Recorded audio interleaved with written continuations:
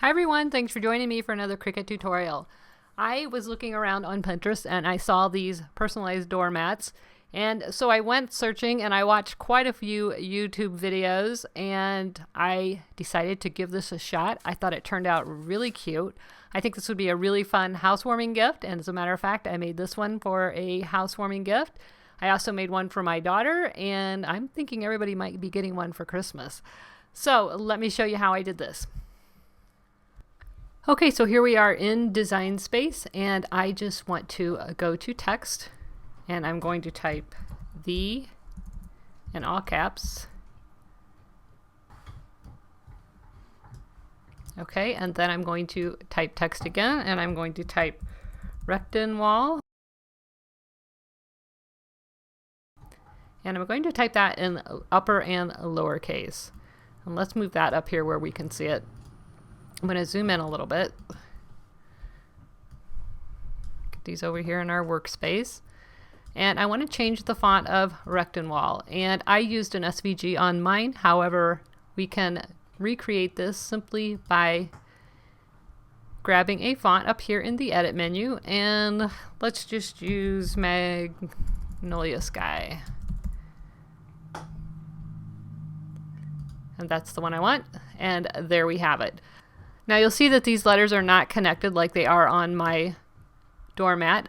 So the first thing we're going to try is clicking letter space and moving these closer together until they start to connect. And that looks pretty good. I'm going to go a little bit more. Watching the joint between the N and the T. I want to make sure that looks smooth. And I think I'm going to go one more. And that looks pretty good. I really want this R and the E to be a little bit closer together, so I'm going to go to Advanced and Ungroup to Letters. What that's going to do is allow me to just grab the R and move it over a little bit.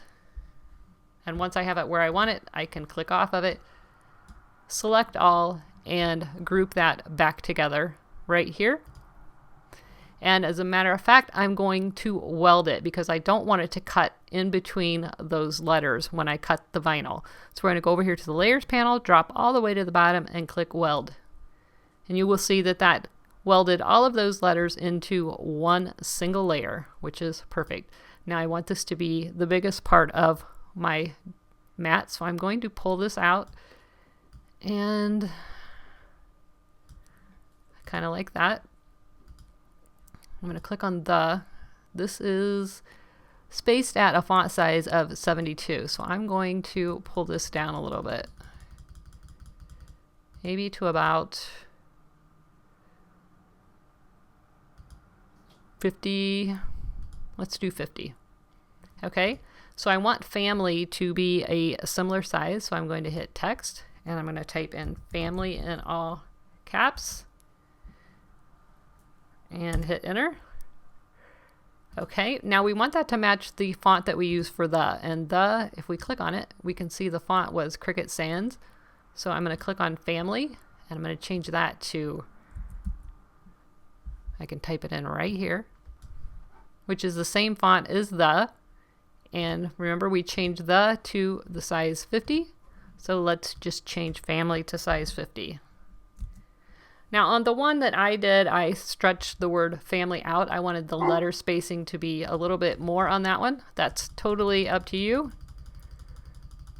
But I'm going to put this letter space up just to make that word a little bit bigger. Perfect. Now I want this word, and this word to all be centered. Since each word is on its own layer and it's only one layer, I can just select all and click Align. Oops, I don't want to do that. I want to align center horizontally. And now that's perfectly in alignment. Now what I'm going to do is select all of this, and I know that my mat is 30 inches wide. I want to have about 5 inches, give or take, on each side that is blank. So I'm going to make the width of all of this be 20 inches. I also know that my mat is 12 by 24, so I can't go bigger than 24. So I'm going to go 20. And that looks perfect. So all I need to do at this point is select all and click attach, and that's going to keep it perfectly aligned just like it is so that it will be perfect as a stencil. So I'm going to click attach. Now when I click make it, it's going to send it to the mat laid out exactly the way I have it. And I'm getting a message here that one or more of my images is more than 11.5 inches wide. So it's telling me that I need a larger mat, which I'm aware of. And you see the larger mat over here. So I just click OK. Now I'm going to cut this out in vinyl. So I just hit continue. I select my Cricut device, which is the Air 2. And I'm going to load my vinyl on my mat and then cut it out and meet me in my craft room and I'll show you how to put this together. Okay, I like to leave it on the mat while I weed it. I just think it keeps the vinyl from rolling up on itself and just makes it really simple.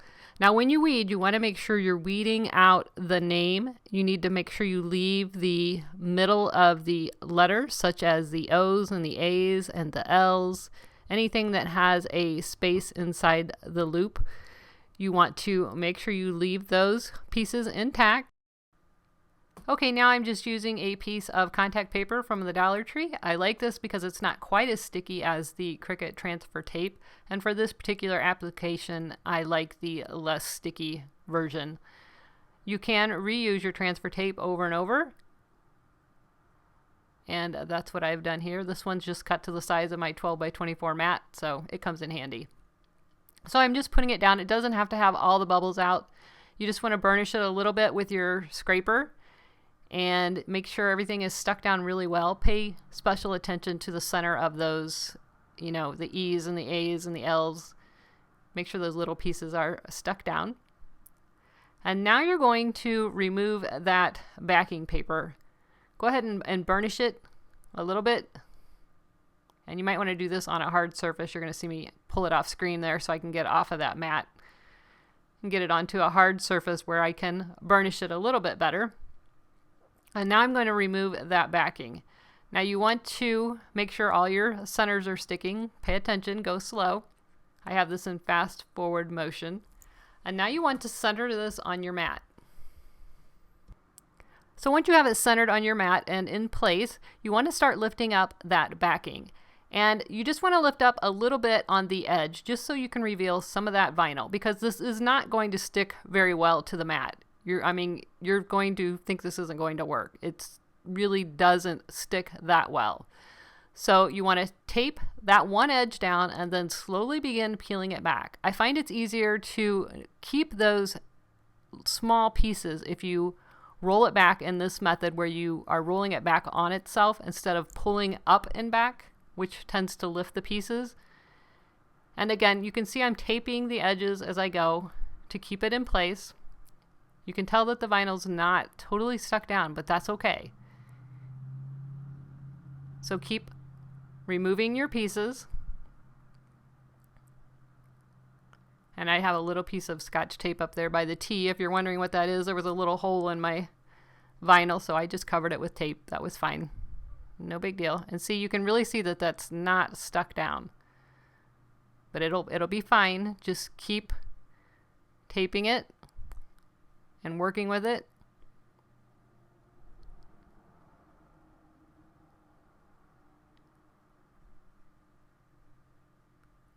And I find that your hands start getting really sticky from this tape. So sometimes it helps to grab the backing and put that on the part that you're rolling back.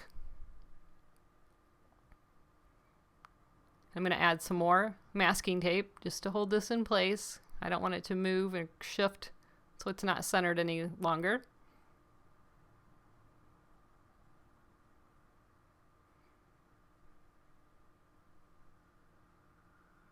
And there you see I added the backing to the contact paper because my hands are getting sticky and it's lifting up the pieces.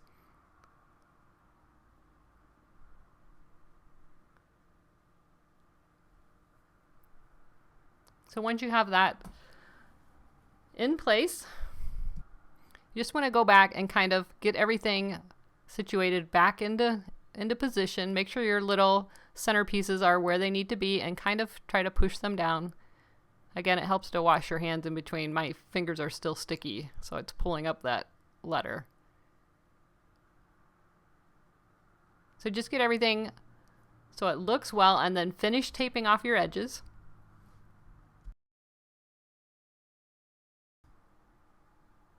And then I'm just using this black acrylic paint. Make sure your paint is for outdoors. I just picked this up at Walmart. I think it was 97 cents or something like that.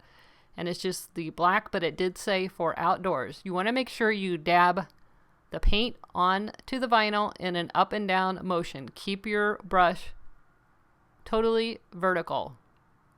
If you go sideways, you're going to go under the vinyl because, like I said, it's not stuck real well. So you just want to go up and down in small little motions. And when you get to these negative places, like the L and the A and the E have, those little pieces, I find that it's best just to try to go straight down on top of it, and it will put enough paint and pressure on it that it will stay in place. But in no way do you want to have the brush angled. So just keep on filling this out. I'm going to fast forward this.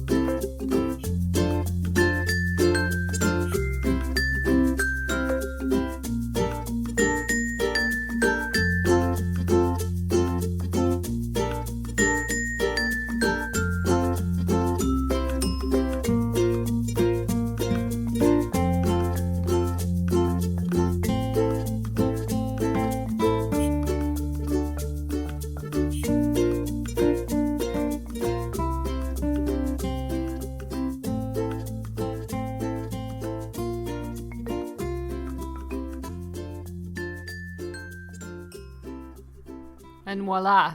How awesome do those letters look? They're very crisp. Now you just need to go in and remove the centers. And on the E, I actually lost it, but I think it looks just fine. It was a very small piece and it did come up with the brush, but that's okay. I think it looks perfectly fine. And this is still wet. I just finished painting it and I removed the vinyl, and now I'm going to let it set for a good couple of hours, and then I'm just going to spray it with some polyurethane spray that I have. I'll have it linked below the video. And you can go back with a paintbrush if you see any areas that need a little more filling in that maybe you missed or couldn't see. I just use a small brush for that. So here's the finished product. I thought it turned out really fun. The other one that I made for my daughter, I put established in 2013, which was the year they got married in. So, you know, there are a lot of varieties and endless possibilities on how you could make these. I hope you enjoyed this. If you did, please give me a thumbs up. Don't forget to subscribe. And until next time, I'll see you soon. Bye-bye.